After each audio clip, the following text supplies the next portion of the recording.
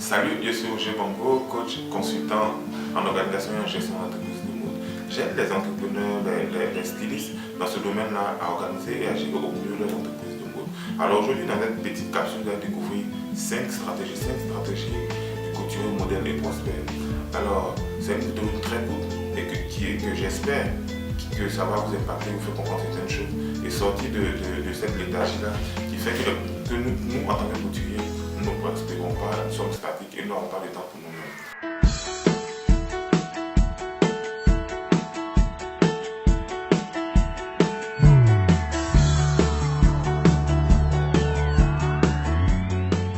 Alors, dans notre domaine, nous rencontrons des gens qui ont du talent, qui sont très bien, qui travaillent très bien, mais qui sont toujours dans ce manque-là, sont toujours dans ce manque de temps, ce manque d'argent, ce manque d'organisation qui fait que ils sont toujours à un niveau très bas. Alors qu'avec le talent que vous avez, que je vous reconnais, je sais que vous pouvez faire beaucoup plus.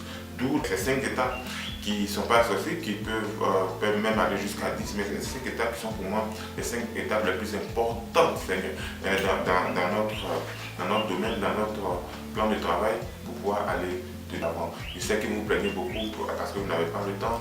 Je sais que vous fournissez beaucoup d'énergie parce que vous travaillez beaucoup.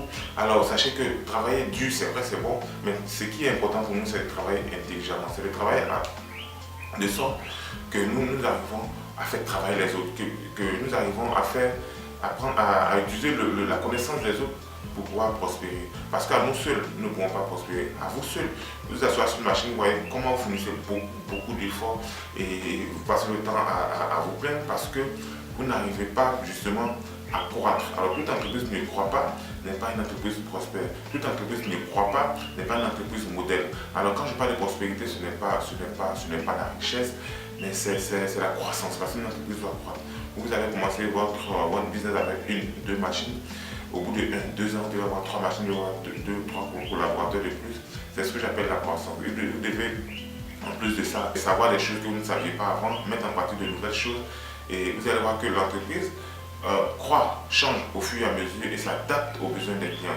C'est ça pour moi la prospérité. Alors je dis la première étape, c'est de faire vos preuves en tant que couturier, en tant que créateur. C'est pour cela qu'on fait des défilés. Donc quand vous commencez votre entreprise, écoutez, ne vous pouvez pas de ces défilés-là. Montrez ce que vous savez faire, montrez votre talent, montrez que vous savez créer des modèles, montrez que vous savez vous occuper de vos clients parce que au départ de l'entreprise, c'est vous qui êtes là, c'est vous qui recevez vos clients, c'est vous qui devez les chouchouter, c'est vous qui devez vous occuper d'eux, c'est vous qui devez en tout cas le faire sentir bien quand ils rentrent chez vous et c'est vous qui devez les sublimer. Ça, c'est la première étape. La deuxième étape, c'est de faire que vous savez faire. La deuxième étape, très importante, qui souvent nous ratons cette étape-là parce que nous voulons, nous en tant que chef d'entreprise, faire tout.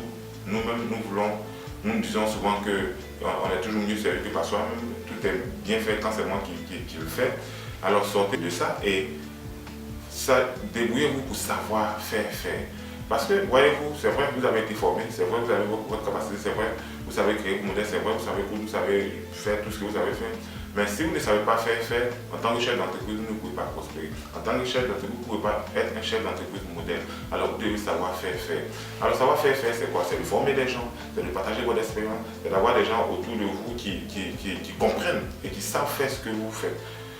Et généralement, les gens me disent, ah non mais Roger, moi je ne peux pas apprendre tout ce que je sais aux gens parce qu'après quand tu les formes, le gars te laisse et il s'en va. Et lui, effectivement, c'est vrai. Nous tous, nous avons été confrontés à ces problèmes-là. Mais qu'est-ce que je fais?